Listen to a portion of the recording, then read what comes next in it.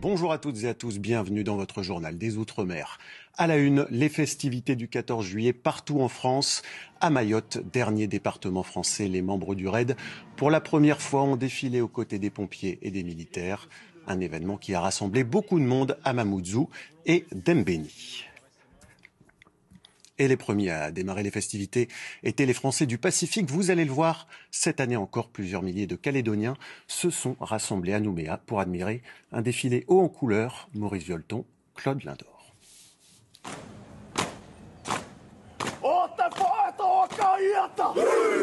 Une des images fortes de ce 14 juillet. Ce haka sous la pluie devant les officiels des réservistes du régiment d'infanterie de marine du Pacifique. Une pluie durant quelques minutes, boulevard de la Victoire, qui n'a pas du tout refroidi le public, surtout les plus jeunes. Il y a tous les sortes de métiers qui passent. C'est joli? Oui. J'aime bien les militaires, j'ai bien envie d'être un militaire plus tard. Près de 650 participants, 45 véhicules, des motos, la brigade canine, des chevaux, tout ce que la Nouvelle-Calédonie possède et qui peut contribuer à la défense du pays, au maintien de l'ordre et à la sécurité. Un 14 juillet marqué encore par ce regard sur la jeunesse. Le pays compte 24 classes de défense et de sécurité globale, des collégiens sensibilisés dès le plus jeune âge au métier dans le secteur. C'est les premiers pas dans l'armée, mais c'est vraiment saupoudrer. C'est pas le but de recruter dans l'armée, mais faire connaître un peu les métiers qui existent dans l'armée, pourquoi l'armée est là en Nouvelle-Calédonie, etc. Et puis, ce moment d'émotion. Le passage du RSMA, entonnant une chanson en langue de marée.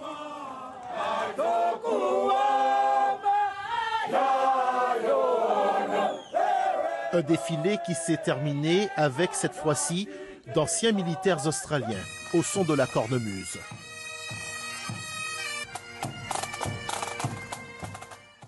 Dans l'actualité également, la dengue de retour en Guadeloupe. Plus de 425 cas depuis le début de l'année. Avec le début de la saison cyclonique, l'Agence régionale de santé enregistre une recrudescence des contaminations.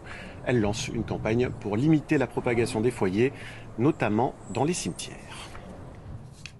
Direction la Guyane, à présent à la découverte de l'église Saint-Dominique de Roura.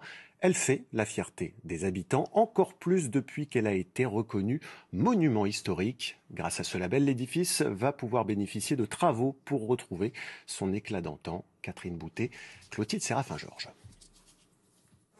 Sur son promontoire, depuis presque 180 ans, l'église Saint-Dominique surplombe la rivière Oyac.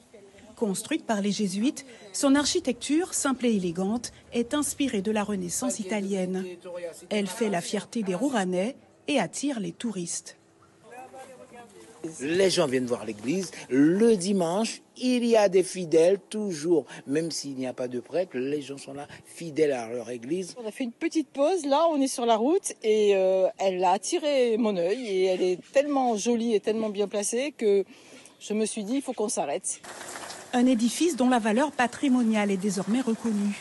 L'église de Roura est inscrite depuis le 6 juin au titre des monuments historiques, à la demande de la mairie. Cette reconnaissance tombe bien, le bâtiment a besoin d'un sérieux lifting. Des travaux estimés à environ 1 200 000 €. Le fait qu'elle soit au monument historique va déclencher également une partie des travaux, d'intervention en termes de travaux, en respectant surtout l'architecture de cette église. La toiture sera reprise complètement. Le clocher, qui a subi quand même beaucoup de dégradations. Vous avez le porche et les escaliers qui ont été refaits en plus avec du béton. Donc il va falloir vraiment revoir cette partie-là. Et vous avez donc les rambardes qui sont en fer, qui initialement n'étaient pas en fer puisque c'était en bois. 40% des travaux de l'église seront ainsi pris en charge par l'État. La commune devra financer le reste avec l'aide de la CTG et la Fondation du patrimoine de Stéphane Bern. L'église Saint-Dominique a accueilli ses premiers fidèles en 1847. Les visiteurs devraient retrouver cette ambiance du 19e siècle dans les mois qui viennent. En Nouvelle-Calédonie, on se rend à présent au parc forestier de Nouméa. Près de 80 personnes se sont réunies pour planter 1500 arbres endémiques. Le reportage de Maurice Violeton et Nicolas Fasquelle. Utiliser plus de 25 espèces. Les dernières consignes aux équipes avant de se lancer dans ce nouvel épisode du reboisement de la forêt sèche du parc zoologique.